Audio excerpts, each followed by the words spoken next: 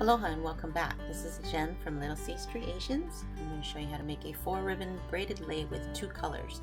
I'm setting it up where I want the white in the middle of the lei. So I'm going to set the colors up the way I want it to be on the lei. So I want the white in the middle, and my ribbon is, the shorter strand is facing away from me and the longer side is facing towards me.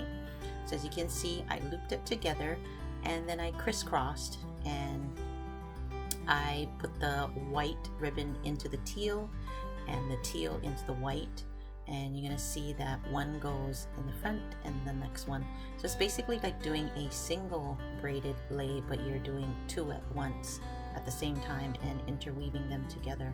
So kind of just look at it and see how easy it is. Usually I do not start off with a knot in the beginning because I just like to start weaving and holding it all together, and after the second weave you'll see that your lei does not. So check it out. I'll leave you to watch the rest of the video. Hope you enjoy it. If you have any questions, feel free to contact me by leaving a comment below, or just leave me a comment.